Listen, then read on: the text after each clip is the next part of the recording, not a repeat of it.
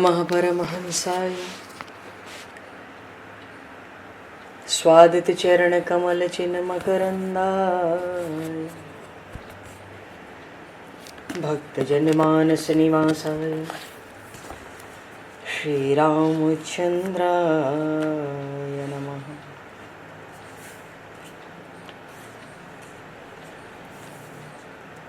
वंदे विदेहतनया पदपुंडरीकं केशौरसौरभसमाहत योगिचेतं हन्तुं प्रतापमनिशं मुनिहंससेव्यं सन्मानशालिपरिपीत परागपुञ्जम्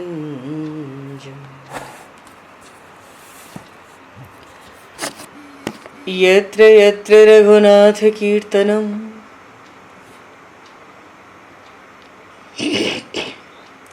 तत्र तत्र कृतमस्तकाञ्जलिं बाष्पवारि परिपूर्णलोचनं मारुतं नमत राक्षसान्तकं कुन्द इंदुसमदेह उमारमण करुणायन जाहि दीन परनेह करहु कृपा मर्दन मयन।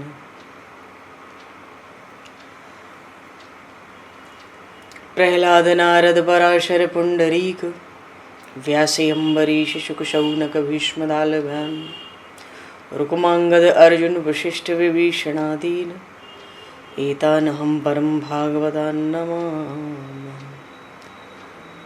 श्री सीतानाथ समारंभां श्री रामानन्दार्य मध्यमाम् अस्मदाचार्य पर्यन्तां वन्दे गुरु परम्पराम्।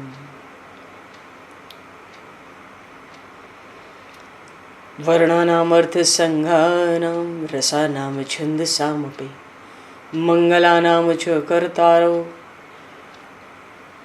वन्दे वाणी विनायकौ।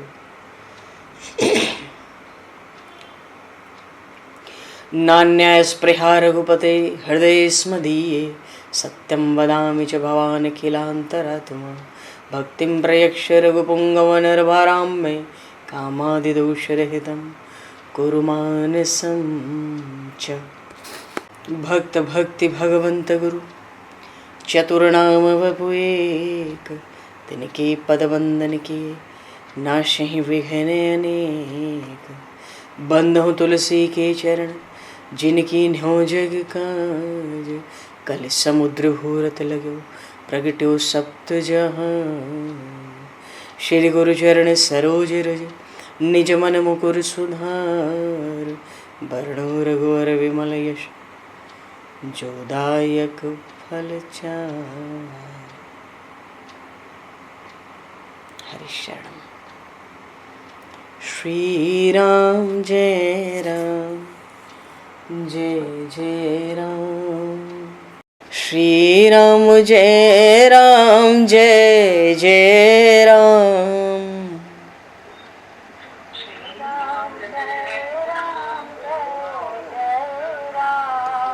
श्री राम जय राम जय जय राम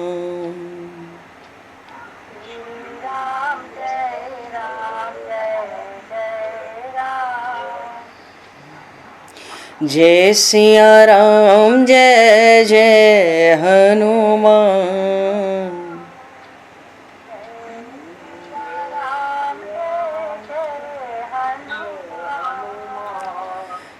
श्री गुरु रामानंद भगवान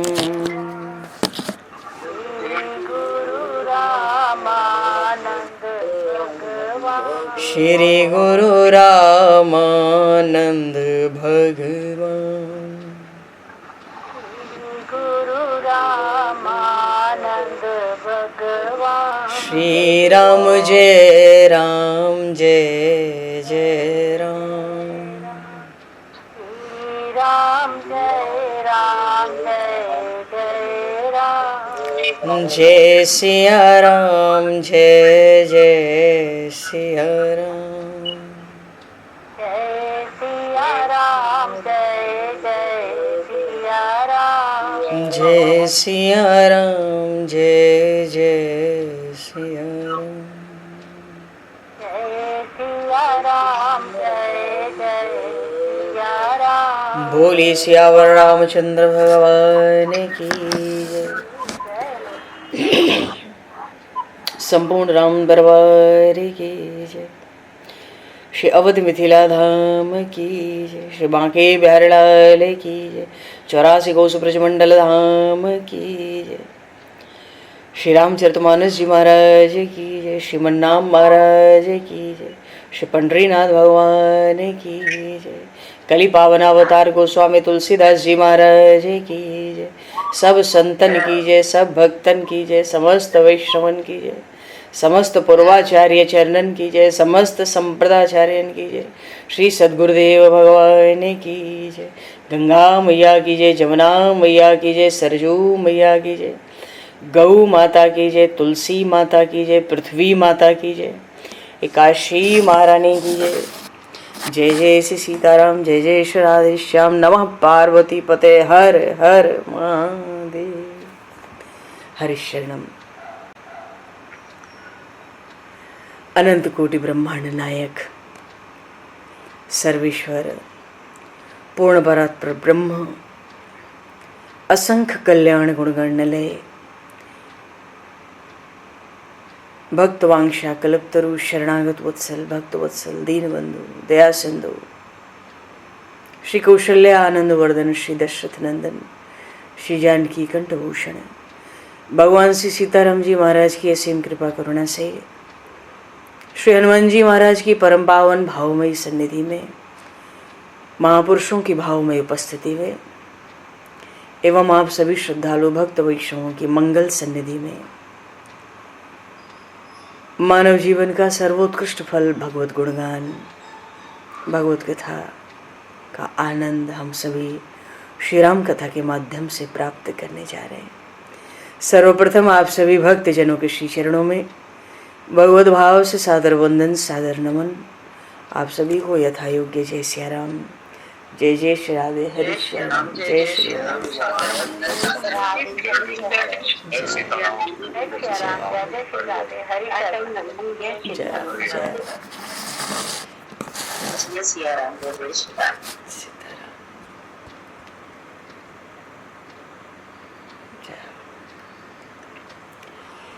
श्री रामचंद्र चरणों मनसा स्मरामि। श्री रामचंद्र चरणों वचसा गृणामि। श्री रामचंद्र चरणों सरसा नमामि। श्री रामचंद्र चरणों शरणं प्रपद्ये। माता रामो मत्पता रामचंद्रः, स्वामी रामो मत्सखा रामचंद्रः, सर्वस्वं मे रामचंद्रो दयालुर, नान्यम जाने नैव जाने न जाने। मंगलम कौशलेन्द्रस्य महनीय गुणालये चक्रवर्ती तनुजाय सार्वभौमाय मंगलम। रामं रामानुजं सीतां भरतं भरतानुजं सुग्रीवं वायुसूनं च प्रणमामि पुनः पुनः। नमोस्तु रामाय सलक्ष्मणाय दिव्यै च तस्मै जनकात्मजाय।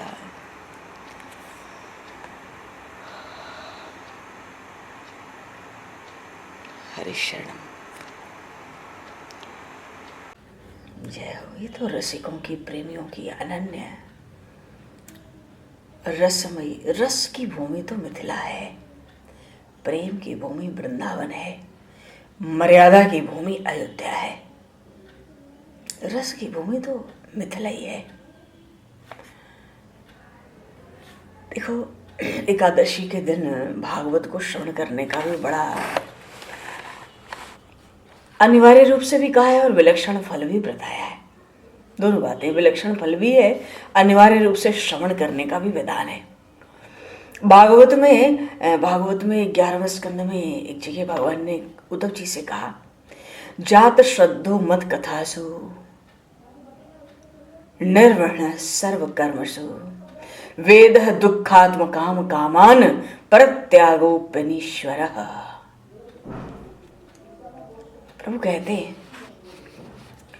कि मेरी कथा सुनने से संसार के दुखों से मुक्ति प्राप्त होगी और होगी। भगवत कथा के श्रवण करने से प्रभु कहते हैं संसार के दुखों से मुक्ति मिल जाएगी, मानो 84 के चक्कर से छुटकारा हो जाएगा। इसमें शंका मत करो। अगर भगवत कथा को श्रवण करने में ऐसी श्रद्धा हो कि श्रवण मात्र से, प्रभु के लीला चरित्रों के श्रवण मात्रों से हम 84 के चक्कर से निकलकर दुखों से मुक्त हो जाएंगे, तो ऐसी श्रद्धा रखने पर भगवान ने उद्धव जी से कहा, तुम्हें विरक्ति प्राप्त होगी, तुमको वैराग्य प्राप्त होगा। फिर कर्म की जो प्रवृत्ति है वो अच्छी नहीं लगेगी। केवल धर्म के पालन के लिए कर्तव्य कर्म होंगे, उसमें हमारा मन नहीं होगा, रुझान नहीं होगा, रुचि नहीं होगी। पर शरीर को जो कर्म करना है वो तो करना ही है।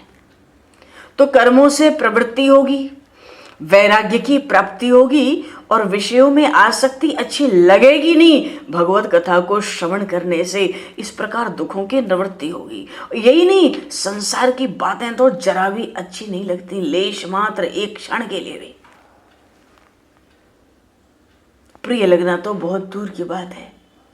तो भगवान की कथा श्रवण करने से जात श्रद्धो मत कथासु निर्वृढ़ सर्व कर्मसु वेद दुखात्म काम कामान परित्यागोपनीश्वर। तो कथा में श्रद्धा हो जाए तो 84 के दुख से छुटकारा मिल जाए, एक बात। दूसरी बात, वैराग्य प्रकट हो जाए।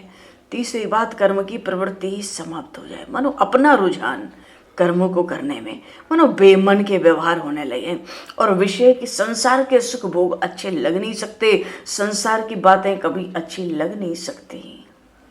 केवल कथा श्रवण से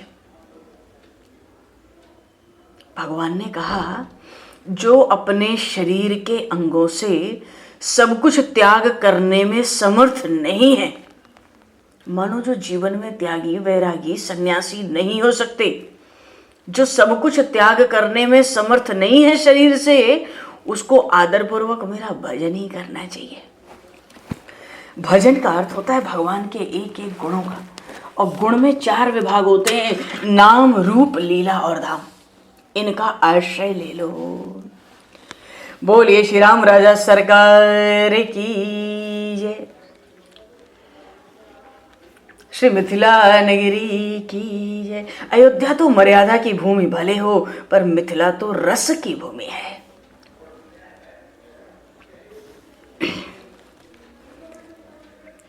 तो प्रसंग था, पूर्व प्रसंग में, ए विधि राम मंडप ही आए, अर्घ देव आसन बैठाए। राम जी मंडप में पधारे तो सीय समारे समाज बनाई, मुदित मंडप ही चली लेवाई। फिर महर्षि वशिष्ठ की आज्ञा से श्री किशोरी जी को भी, लाडली जी को भी मंडप में लाया गया। सीय सुंदरता बरन न जाई, ए विधि सीय मंडप ही आए। ये पूर्व प्रसंग में हुआ। श्री किशोरी जी, श्री सिया जी, श्री जानकी जी मंडप में आई हैं। अब मंडप में आई हैं तो अब जैसे ही मंडप में पदार्पण हुआ है, देखो सब ही मन की न प्रणामा, किसी ने जाकर उनको प्रणाम नहीं किया है। जितने मंडप में विराजमान है, आकाश में विराजमान है, सबने सब ही मन किए प्रणामा, उनको मन से प्रणाम किया। और देख ही राम भय पूर्ण कामा। यहाँ कहीं कहीं तर्क वाले लोग तर्क करते हैं, देख ही राम भय पूर्ण कामा। देखो राम जी तो पूर्ण परात्पर ब्रह्म है, अविनाशी परमात्मा है, वो तो निष्काम है, वो अपने में ही जब वो पूर्ण है, तो श्री किशोरी जी का दर्शन करके देख ही राम भय पूर्ण कामा।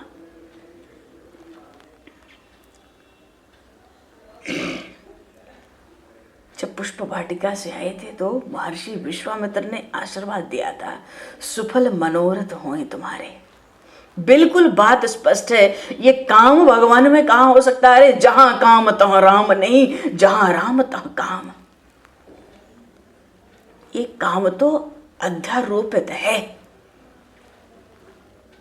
या यो कह लें कि वो पूर्ण परात्पर ब्रह्म अविनाशी परमात्मा जानकी जी के दर्शन से उनको देखते ही पूर्ण काम हुआ। ये तो गोपी गीत की भाषा होगी, ये तो गोपी गीत का भाव हो जाएगा।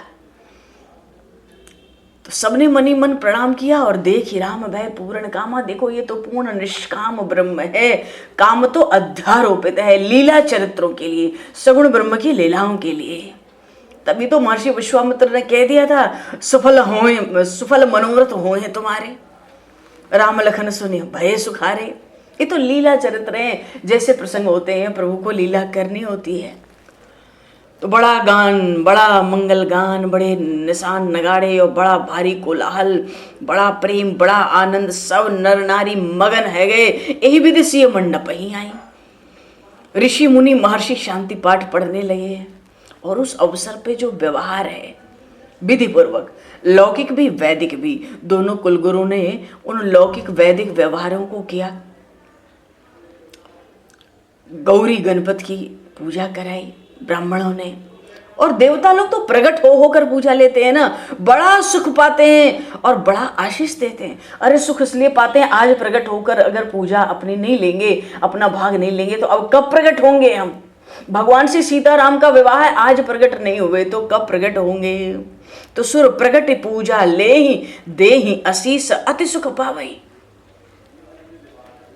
कुछ कुल का आचार व्यवहार हुआ तो कुछ मीठा द्रव्य चटा दिया गया, मंगल के लिए मंगल द्रव्य चटा दिया गया।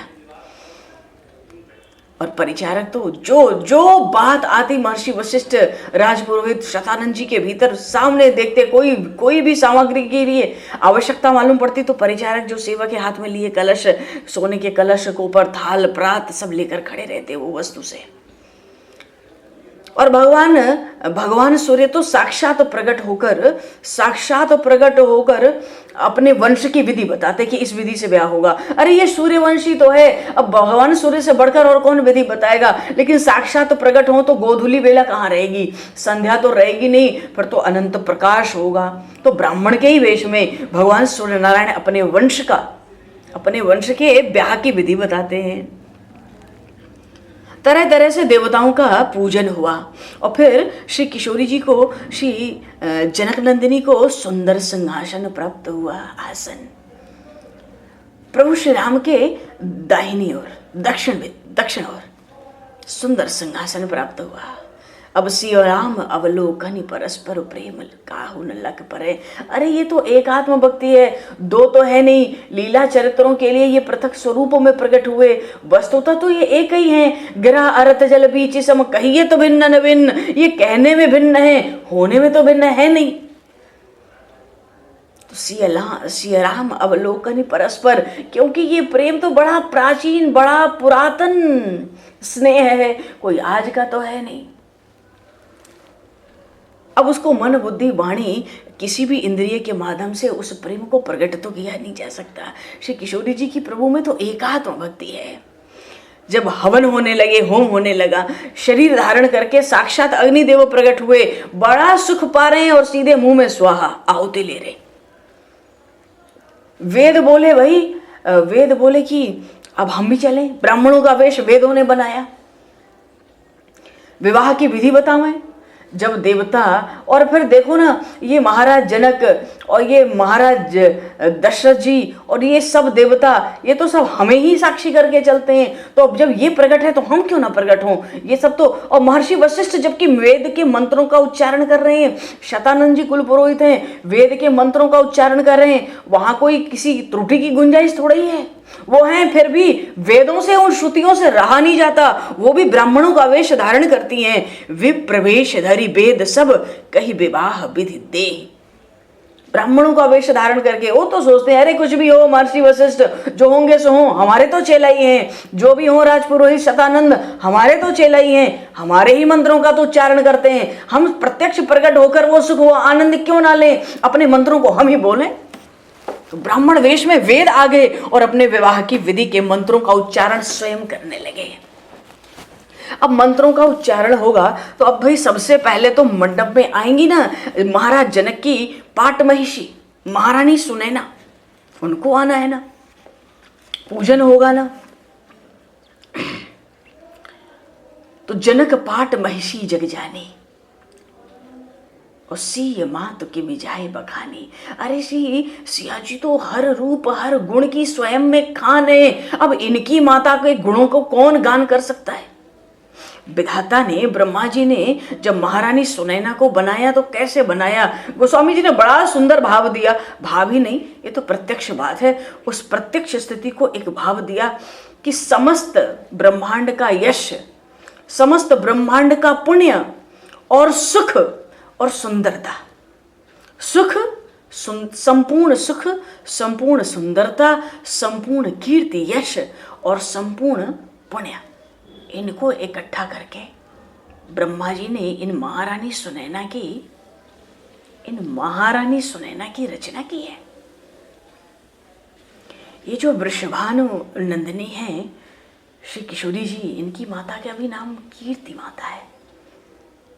इनका भी प्राकट्य ऐसे ही है, क्योंकि भेद तो तत्व से है ही नहीं इन दोनों में कोई।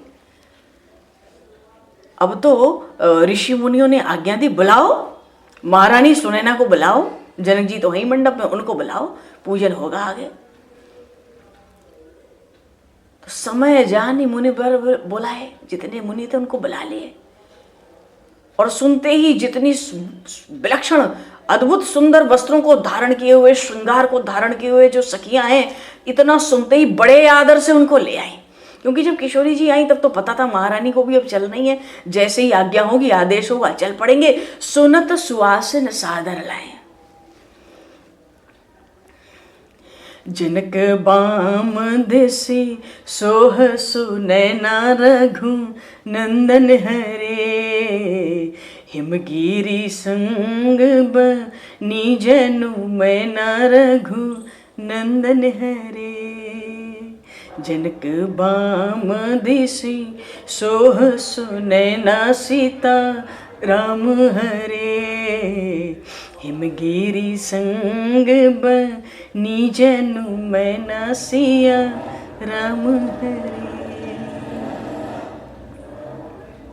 ले आके मंडप में विराजमान किया। जनक बाम दिशि सोह सुनैना, महाराज जनक के वामांग में बिठाया है। और जैसे भगवान शिव के विवाह में गिरिराज हिमाचल के वाम भाग में मैना जी बैठी हैं ऐसे, और जैसे ही बैठी हैं धरे राम के आगे आनी, तो क्या धरा, कनक कलश मणि को पर रूरे रघु नंदन हरे, सुचि सुगंध मंगल जल पूरे सिया राम हरे। कनक कलश मणि को पर रूरे रघु नंदन हरे।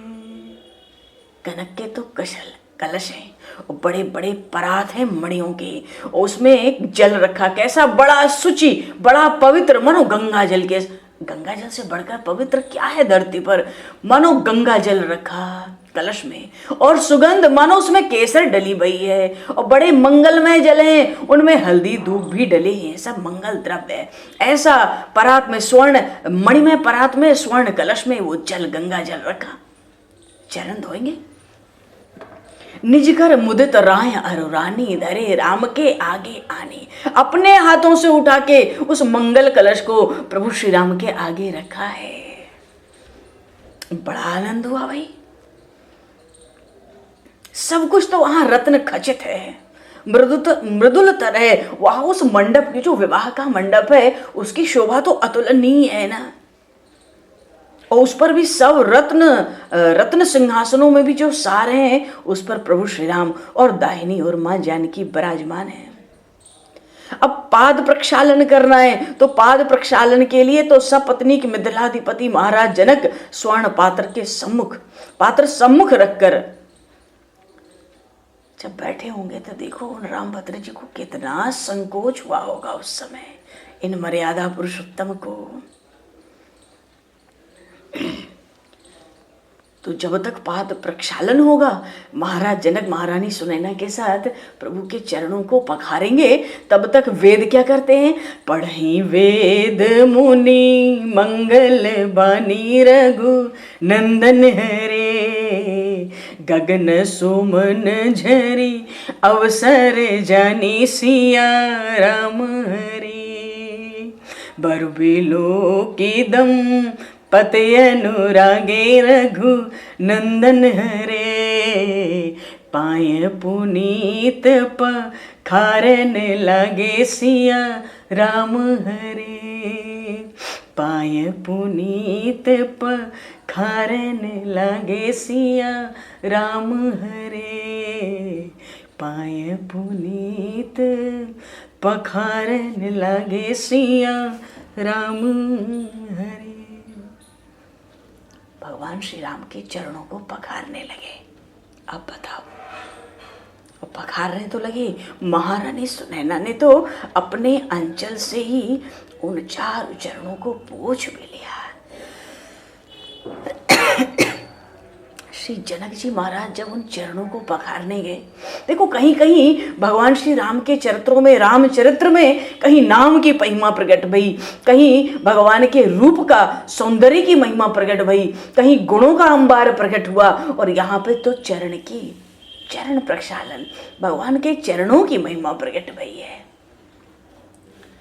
लागे पखारन पाय पंकज प्रेम तन पुल कावली, नभ नगर गान निशान जय धुनि उमंगी जनु चहु दिश चली, जे पद सरोज मनोज अरियुर सर सदैव विराजहि, जे सकृत सुमिरत विमलता मन सकल कलि मन भाजहि, जे परसि मुनि बतनी जे परसि मुनि बने तालहि, गति रही जो पातक में रही, मकरंद जिनको शंभु सिर सुचितावध सुर बरन, करि मधुप मन मुदि योगी जन जे, से अभिमत गति लहे, करि मधुप मन मुनि योगी जन जे, से अभिमत गति लगे, ते पद पखारत भाग्य भाजन जनक जय जय सब कहे, ते पद पखारत भाग्य भाजन जनक जय जय सब कहे, ते पद पखारत भाग्य भाजन जनक जय जय सब कहे। पाय पुनीत पखारन लागे, बरबिलो के दंपति अनुरागे। महाराज जनक महारानी सुनैना के साथ मंडप में प्रभु को उन आनंद कंद दूल्हे भगवान श्री राम को दूल्हा वेश में देखकर इतने अनुराग से परिपूर्ण हो गए। उसी अनुराग की परिपूर्णता में पाए पुनीत पखारन लागे। तो ये कौन से चरण पखारते हैं? लागे पखारन पाए पंकज, चरण को कमल का, चरण कमल। और जैसे ही चरणों का स्पर्श हुआ शरीर में रोमावली छा गई। जैसे ही देवताओं ने देखा कि अरे इस जनक का भाग्य तो देखो, ये तो साक्षात ब्रह्म के चरण पखारता है। आकाश में मिथिला नगरी में गान नगाड़े जय जय की ध्वनि उमग उमग कर मानो 14 भुवनों को परिपूर्ण कर देती है।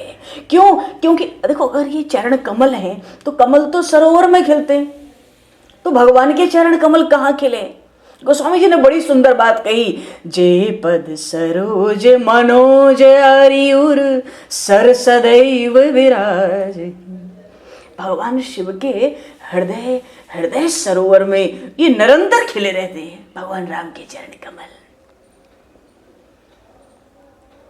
ये तो काम के शत्रु है ना, मनोज आरी। तो भगवान के चरण कमल हैं तो खिलते कहाँ हैं? भगवान शिव जैसे हृदय सरोवर में। एक बार उन चरणों का जो स्मरण कर ले, जे सकृत सुमिरत बिमल था मन सकल कलिमल भ्राजई। कोई कलुष, कोई वासना, कोई कालिमा क्या कलयुग की शेष रह सकती है? एक बार जे सकृत सुमिरत, सकृत कहते एक बार, सुकृत कहते पुण्य को। एक बार स्मरण करने से भीतर का सब कलिमल नष्ट हो जाता है। और देखो ना, ये वही तो चरण कमल है। जे परसी मुन बन तालई गति रही जो पातक मई। पाप की पुंज बनी थी माता अहिल्या, इन्हीं चरणों का स्पर्श करके तो सदगति को प्राप्त हुई। आज वो ही चरण कमल जनक जी महाराज को धोने को मिल गए, हाथों में पखारने को मिल गए, वो भी अधिकार से मिल गए, अनिवार्यता से मिल गए। जो भगवान शिव के हृदय सरोवर में जो चरण कमल के समान खिले रहते हैं चरण कमल, वो आज जनक जी को हाथ में लेके पखारने को मिल गए। अच्छा, कमल है तो कुछ मकरंद भी तो होना चाहिए। कमल में तो मकरंद होता है, तो इसमें मकरंद क्या है? अरे इसका मकरंद ही चरण कमल का, जो भगवान के चरण कमलों का, कमल में जैसे मकरंद होती है, पराग होता है, ऐसे ही भगवान के चरण कमलों का मकरंद तो गंगा जी हैं। बोलिए श्री गंगा मैया की जय। गंगा जी हैं मकरंद। कैसे? मकरंद जिनको शंभु सिर सुचिता अवधि सूर्य वर्णई। देवता बताते हैं भगवान के चरण कमलों का मकरंद तो गंगा जी हैं, जिनको भगवान शिव ने अपने मस्तक पर धारण किया। अरे वो तो पवित्रता की सीमा है, वो पवित्रता की पुण्य की सीमा है। भगवान शिव उसको मस्तक पर धारण करते हैं। भगवान के चरण कमलों का गंगा जी तो मकरंद है। अच्छा, कमल है तो फिर भौरे भी तो मंडराने चाहिए। कमल पे तो भौरे आते हैं, इतने प्रेम से आते हैं कि रात को उसी में बंद हो जाते हैं। तो भगवान के चरण कमल हैं तो फिर भौरे कहाँ हैं? करी मधुप मन मुनि जोगी जन जे से अभिमत गति लहे। करी मधुप मन मुनि जोगी जन, बड़े बड़े ऋषि मुनि योगी जन परमहंस जन अपने मन को भौरा बनाकर भगवान के चरण कमल पे मंडराते रहते। ये तो वही जाने जो जाने, सोई जाने जिन्हें देहु जनाई, जानत तुम ही होई जाए। करी मधुप मन मुनि जोगी जन। तो ऋषि मुनि, बड़े बड़े योगी जन, परमहंस जन, जीवन मुक्त तत्वज्ञानी जन, तत्वज्ञ, ये भगवान के चरण कमल में भौरा बनकर क्यों मंडराते रहते हैं निरंतर? अरे उन्हीं चरण कमलों के सेवन से, उसी की सेवा से, जैसे ही अभिमत गति लहे, जो चाहे सो पा लेते, जो चाहे सो पा लेते। तो बड़े बड़े योगी जन, परमहंस जन, तत्वज्ञ जन तो भगवान के चरण कमल के मधुप हैं, भौरे। और उस चरण कमल का पराग क्या है? गंगा जी। वो पवित्रता की सीमा है, ऐसा देवता बता रहे हैं। एक बार उन चरण कमलों का स्मरण भी हृदय में हो जाए तो कलिमल नष्ट हो जाता है। और भगवान शिव के हृदय रूपी सरोवर में वो तो चरण रूपी कमल खिले ही रहते हैं निरंतर। ऐसे चरणों को ते पद पखारत भाग्य भाजन, जनक जय जय सब कहे। ते पद पखारत भाग्य भाजन, जनक जय जय सब कहे। आज तो चारों दिशाओं से, दसों दिशाओं से कहो, आज जनक जी के भाग्य की जय जयकार हो रही है। अरे आज जनक जी के हाथ में कौन से चरण कमल साक्षात हाथ लग गए। अब क्या हुआ? जब चरण पखार लिए, पुष्पों की खूब बरसात हो गई, जनक जी महाराज के भाग्य की भूरी भूरी प्रशंसा भई। महारानी सुनैना ने अपने अंचल से उन चरण कमलों को पहुंच भी लिया। देखो ना कितना आनंद, कितना रस लूट रहे हैं, कोई अवधि ही नहीं है इस बात की।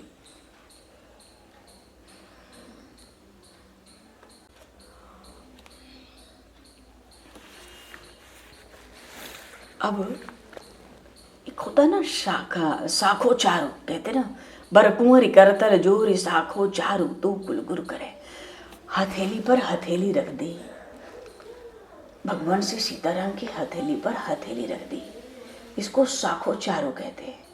हथेली पर हथेली रखने का मतलब ही होता है, देखो ये पाणी ग्रहणी तो है, हथेली पर हथेली रखना, पानी का अर्थ ही होता है हाथ, उसको ग्रहण कर लेना। कन्यादान हो जाए तो कन्या का हाथ स्वीकार कर लेना, ये पाणी ग्रहण है। तो हथेली पर हथेली रखा दिया, बर कुंवरी, दुल्हा दुल्हन दोनों के हाथ करतल जोड़े, उनकी हथेलियों को मिला लिया। साखो चार दो कुल गुरु करे, एक ओर से महर्षि वशिष्ठ और दूसरी ओर से राजपुरोहित शतानंद जी महाराज। अच्छा, ये जो साखो चारों होता है, हथेली पर हथेली, इसका भाव क्या होता है विवाह में? इसका भाव शास्त्रों में ऐसा आया, भाव बस इतना है कि अब संसार के समस्त व्यवहार हमको मिलजुल के करने हैं, ऐसी प्रतिज्ञा करनी है। संसार का, समाज का, परिवार का सारे व्यवहार अब मिलजुल कर करने हैं, एक साथ एक मन होकर करने हैं, दो मन होकर नहीं। क्योंकि कोई भी कार्य ब्राह्मण की अनुमति और पत्नी की सहमति के बिना किया जाए तो वो मंगल होता ही नहीं है। तो करतल जोड़ा, हथेली पर हथेली रख दी, और हथेली पे हथेली रखने का ही अर्थ है पाणी ग्रहण। भयो पाणी गहनु बिलोक विध सुर, मनुज मुनि आनंद भरे। सुख मूल दूलहु देखि दंपति, पुलक तन हुल सोहियो। करिलोक वेद विधानु कन्या, दान नृप भूषण कियो। करिलोक वेद विधानु कन्या, दान नृप भूषण कियो। कन्यादान, देखो ये इस विवाह में तो चारों भाइयों का विवाह होगा, एक ही मंडप में, एक ही वेदी पर, अभी आगे होगा एक ही अग्निकुंड में, एक ही मुहूर्त में। सबके विवाह इसी मंडप में होने हैं।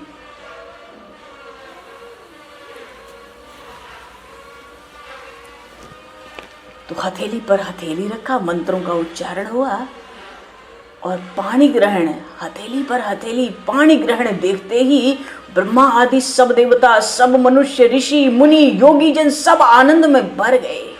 भर कैसे गए? सुख मूल दूल्हा, ये दुल्हा तो सुख का मूल है, मानो समस्त सुख यहीं से प्रकट होते हैं। अरे ये राम जी तो आनंदों के आनंदाता, और श्री किशोरी जी तो सुंदरता का सुंदर करें। तो ये जो दंपति है, महाराज जनक और महारानी सुनैना, इन्होंने जब सुख मूल दूल्हे को देखा, शरीर में पुलकावली, उल्लास छा गया। और जो लोक की विधि है और जो वेद की विधि है, लोक विधि से भी, वेद विधि से भी विधिवत, विधान पूर्वक, विधि पूर्वक कन्यादान किया महाराज जनक ने। तो कैसे किया? हिमवंत जिमि गिरिजा महेश ही हरि ही श्री सागर दई, तिमि जनक राम ही सिय समर्पी, विश्व पल की रति नहीं। जैसे हिमवान ने मां पार्वती का हाथ पाणी ग्रहण करा दिया था भगवान शिव को, हिमवंत जिमि गिरिजा महेश ही, और भगवान श्री हरि को, नारायण को सागर ने, समंदर ने श्री लक्ष्मी जी का, महालक्ष्मी का दान किया था, क्योंकि समंदर से प्रकट हुई थी समुद्र मंथन में। हरि ही श्री सागर दई, ठीक वैसे ही तिमि जनक राम ही सिय समर्पी, विश्व की कीरति नहीं। विश्व में इनकी कीर्ति, इनका यश जगमगा गया। अरे दूल्हा भी तो पाया, देखो ना, साक्षात ब्रह्म को। दूल्हा पाया साक्षात ब्रह्म को।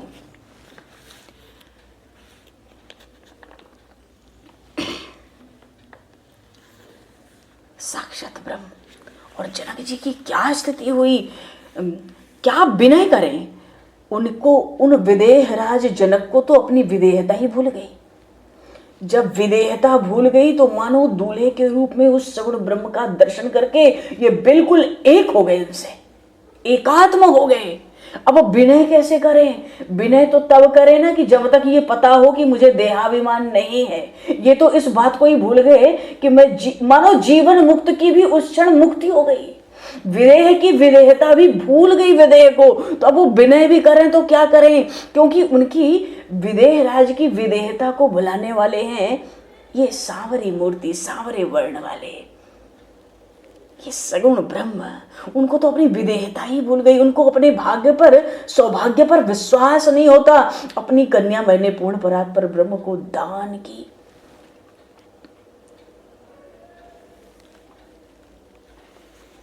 कन्या दान की। मानो श्री रघुनाथ जी ने भगवती भूमिजा का पाणी ग्रहण किया। उसमें सप्तपदी, सिंदूर दान, सब तो विधियां होती है ना। सांग संपूर्णता, संपूर्णता जिसको कहते हैं, विवाह की सांग संपूर्णता हुई। तो महाराज विदेह तो विदेहता ही उनको भूल गई। वो जीवन मुक्त की भी मुक्ति हो गई। जिसमें यह भाव होता है ना कि मैं जीवन मुक्त हूं, उस भाव की भी मुक्ति हो गई। सब विधियां धीरे धीरे पूर्ण होने लगी। राम जी ने पाणी ग्रहण किया। जनक जी महाराज दान देना चाहते, प्रभु ने दान को स्वीकार किया। तो दान को स्वीकार करने का भी तो एक तरीका होता है। जब पाणी ग्रहण कराया महाराज जनक ने, तो बड़े सुंदर स्वर्ण सिंहासन पर तो विराजमान कर ही रखा था। राजो रामो राजमणि सदा विजयते, रामम रमेशम भजे, रामेणाभियता निशाचर चमु, रामाय तस्मै नमः, रामन्नास्ति परायणम परतरम, रामस्य दासोऽस्म्यहं, रामे चित्तलय सदा भवति मे, भो माम उद्धर। शतानंद जी ने उस समय मंगलाष्टक का पाठ किया और अनेक मंगलाष्टक बोले गए। परमानंद प्रकट हुआ। वैदिक विधि से कन्या, पहले लौकिक विधि सबकी, फिर वैदिक विधि से कन्यादान किया गया। तो जब कन्यादान किया जाता है तो जिसको दान किया जाता है उसकी 3 पीढ़ियों के पुरुषों के नाम का उच्चारण किया जाता है।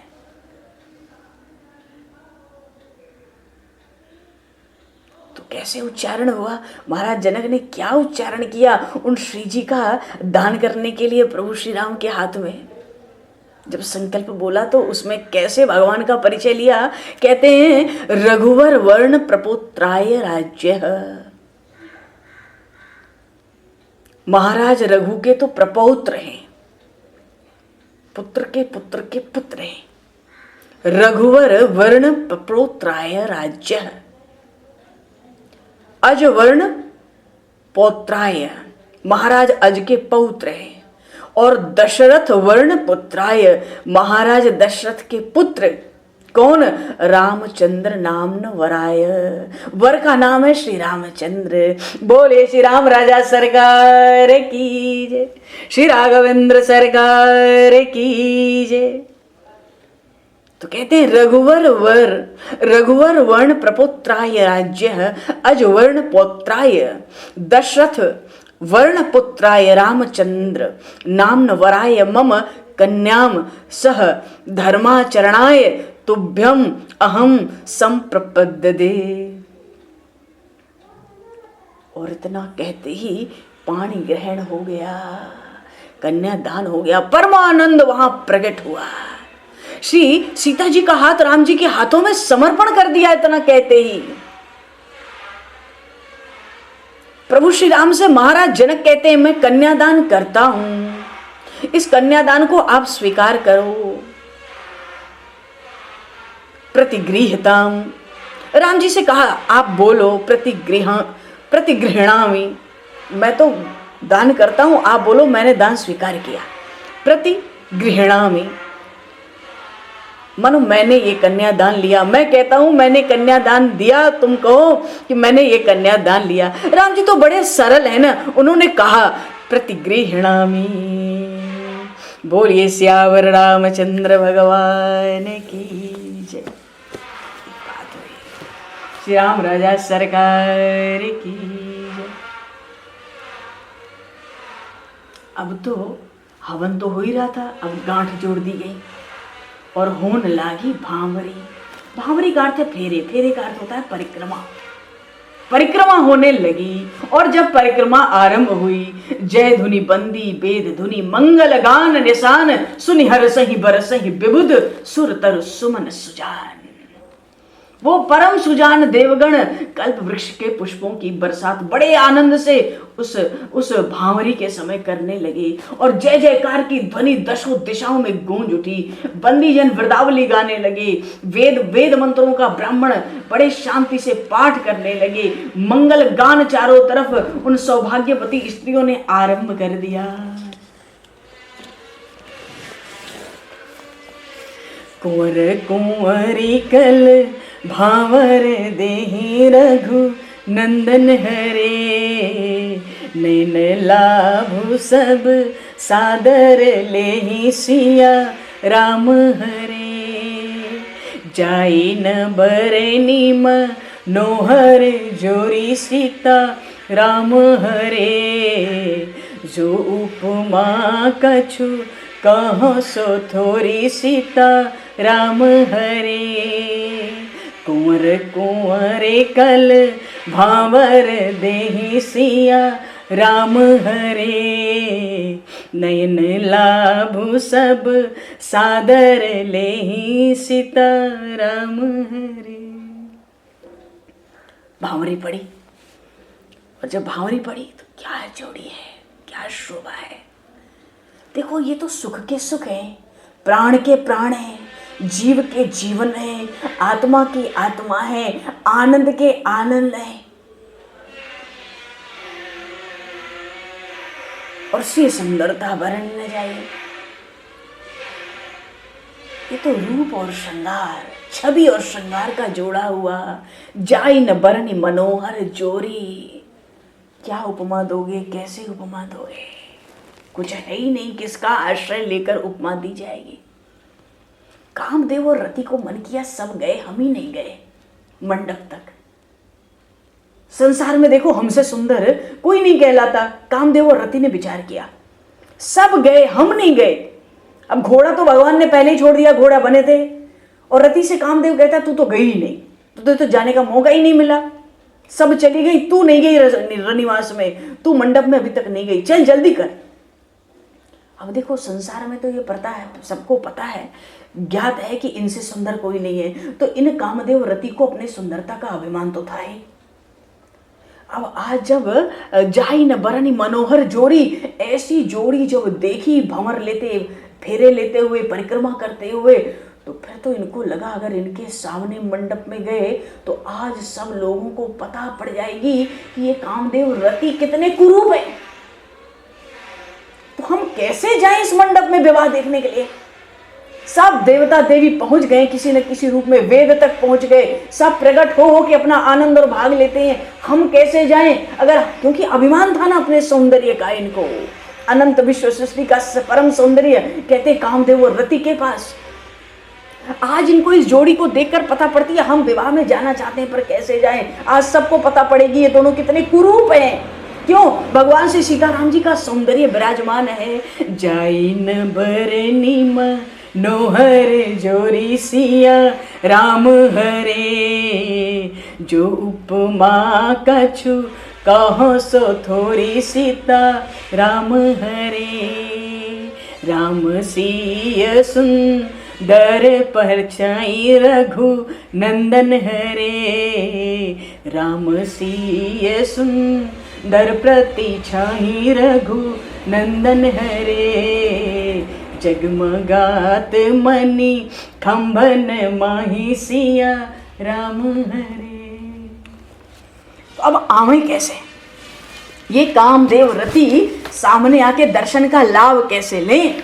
अरे इस भाव में, अभिमान में, घमंड में बैठे रहना कि हम बड़े सुंदर हैं और प्रत्यक्ष जाकर आज दर्शन न करें तो जन्म भर जन्म जन्मांतर अपने को धिक्कारते रहेंगे। तो इस अभिमान को छोड़ो, तो कुरूप हैं, वहां पता पड़ जाएगी सबको हम इतने कुरूप हैं तो कैसे जाएं। बोले कामदेव ने कहा मैं युक्ति बताता हूं, हम दोनों कैसे चलेंगे। बोले कैसे चलेंगे। बोले देख 16 खंबे बने केले के, स्वर्ण के केले थे मणिमय, और ये चम चम कर रहे हैं मंडप में। तो चल इन केले के खम्भों में जो प्रकाश पड़ रहा है, इन खम्भों में प्रवेश करके, अदृश्य होकर प्रवेश करके, और इस प्रकाश से हम लोग इनको देखें। अरे देखने के लिए तो आंख चाहिए ना, तो चल प्रकट हो जाते हैं, पर खम्भों के भीतर रहेंगे। इन मणिमय स्वर्णमय खम्भों के भीतर जाकर यहां से हम भगवान से सीताराम की जोड़ी का दर्शन करेंगे। प्रत्यक्ष प्रकट होंगे तो सबको पता पड़ेगी हम कितने कुरूप हैं। तो यही काम करते हैं। दोनों की सहमति हो गई, दोनों मंडप में आ गए। और मंडप में कहाँ आए? केले के खम्भों में, जो स्वर्ण के बने थे, जिनके पत्ते हरित मणि पन्ना को पीस पीस कर बनाए गए थे, जिनमें केले के फल लटके थे वो भी मणियों के थे, और माणिक लाल लाल मणियों के केले के पेड़ के फूल बनाए गए थे। ऐसे 16 खंबे बने थे मंडप में, उसमें ये जाते और उसमें जाकर दर्शन करते। तो जब भावरी पड़ती ना, परिक्रमा लगती, तो जब आगे पहले तो एक खंबे से दर्शन करते, मणिमय रत्न खचित खंबे से आगे बढ़ते, तो दूसरे खंबे में आ जाते, वहां से दर्शन करते, फिर तीसरे में आ जाते, चौथे में जाते। मानो जैसे जैसे परिक्रमा होती वो भी अपने को परिक्रमा करते, प्रभु का दर्शन अपलक कामदेव और रति करने लगे। तो लोगों को बात यह है कि लोगों को तो ये बात पता नहीं थी। लोगों को तो लगा कि देखो ना, ये जो भगवान से सीताराम की ये ऐसी अनुपम मनोहर जोड़ी है, जो सौंदर्य की निदान है, सीमा है, इनकी परछाई इन खम्भों में पड़ती है। ये परछाई भी सकुचा जाती है, लज्जित होती है। एक बार तो प्रकट होती है, फिर छिप जाती है, फिर एक बार प्रकट होती है, फिर छिप जाती है, एक बार प्रकट होती है, फिर छिप जाती है। आज इनकी परछाई को भी बड़ी कुरूपता अपने में मालूम पड़ रही है कि साक्षात दर्शन को ही आनंद बनता जा रहा है। ऐसा लग रहा है मानो कामदेव और रति बार बार अलग अलग खम्भों में अपना रूप धारण कर करके भगवान से सीताराम की जोड़ी को निहार रहे हैं, पर प्रकट होने में लज्जित होते हैं। आज उनकी पोल खुलेगी। भय मगन सब देख निहारे रघु नंदन हरे। भय मगन सब देख निहारे सीता राम हरे। जनक समान पान बिसारे रघु नंदन हरे। प्रमुदित मुनिन प्रमुदित मुनिन भावरी फेरी रघु नंदन हरे। नेग सहित सब रीति निबेरी सिया राम हरे। राम सिय सिर सिंदूर देहि सीता राम हरे। शोभा कही न जाते विधि केहि सीता राम हरे। राम सिय सिर सिंदूर देहि सीता राम हरे। राम सिय सिर सिंदूर देहि रघु नंदन हरे। शरणम। अब जब भावरी पड़ गई, 7 परिक्रमा लग गई, तो अब भगवान श्री राम सिंदूर दान करने की आज्ञा हुई प्रभु को। महर्षि वशिष्ठ ने आज्ञा दी, सिंदूर दान करो। ये तो सौभाग्य मंगल का बड़ा भारी सूचक है, वैदिक विधि में बड़ा भारी मंगल और सौभाग्य का सूचक है। तो प्रभु ने सिंदूर दान किया, और जो शोभा भाई, शोभा किस बात की? प्रभु की। अभी प्रभु की शोभा है, सिंदूर दान करते शोभा। ऐसी शोभा प्रभु की हुई सिंदूर दान करते समय, मानो ब्रह्मा जी 4 मुखों से उस शोभा का गुणगान कर नहीं सकते। अरुण पराग जलज भरनी के ससही होश अहि लोभ अमी के। मानो पद्म का पराग ही सिंदूर के रूप में। और भगवान के तो हाथ जो कर हैं वो तो कर कमल ही हैं। हस्त कमल, कर कमल, मुख कमल, नाभि कमल। भगवान के शरीर में तो अष्ट कमल है, नेत्र कमल। कमल ही कमल है। तो भगवान के जो कर हैं, हथेलियाँ, वो भी तो कमल हैं। उन हथेलियों में, उन करों में वो सिंदूर कैसा लगता है, मानो कमल का पराग, नील कमल का अपना पराग हो। वो नील कमल का पराग कहाँ जाता है, चंद्रमा को देते हैं। क्यों, अमृत के लोभ से। ऐसी ऐसी उपमा है, इनमें जितना गोता लगाया जाए कम है। चलो सिंदूर दान हुआ, बोलिए श्री सीताराम जी महाराज की जय। और जैसे ही सिंदूर दान हुआ, नगाड़े भेरी शहनाइयां बज उठे, मृदंग बज उठे, जय जयकार की ध्वनि चारों ओर 10 दिशाओं में से परिपूर्ण हो गई। वो सखियां, वो सौभाग्यवती स्त्रियां तो खूब खूब मंगल गान करने लगी। सबके हृदय, दोनों तरफ से हृदय आनंद और हर्ष से उल्लसित हो गए। और इसी बीच में बड़ी जोर से आवाज लगाकर वशिष्ठ जी महाराज ने आज्ञा दी कि अब दोनों एक आसन पर विराजमान हो जाओ। और अब श्री जनक नंदिनी वाम भाग में विराजमान होंगी। बहुरी वशिष्ठ दी ने अनुशासन सीता राम हरे। बहुरी वशिष्ठ दीन अनुशासन सीता राम हरे। बरदुलहीन बैठे के आसन सीता राम हरे। बरदुलहीन बैठे के आसन सीता राम हरे। बरदुलहीन बैठे के आसन सीता राम हरे। बोले श्यावर रामचंद्र भगवान की जय। श्री राघवेंद्र सरकार की जय। समस्त अवध वासन की जय। समस्त मिथिला वासन की जय। सब देवों की जय। महाराज समय को दृष्टिगत करते हुए वाणी को विराम देना ही होगा। बस एक आसन पर बैठे हैं, भगवान श्री सीताराम एक आसन पर विराजमान हुए हैं और प्रभु की प्रेरणा से आगे का प्रसंग आगे। सीताराम समय को दृष्टिगत करते हुए 2 पल भगवान का नाम कीर्तन बोलेंगे और फिर वाणी को विराम दिया जाएगा। अति पावन है तिहारो नाम सीताराम। अति पावन है तिहारो नाम सीताराम। खूब प्रेम से बोलो, आनंद से बोलो। अब कौन सा आनंद और लोगे। अति पावन है तिहारो नाम सीताराम।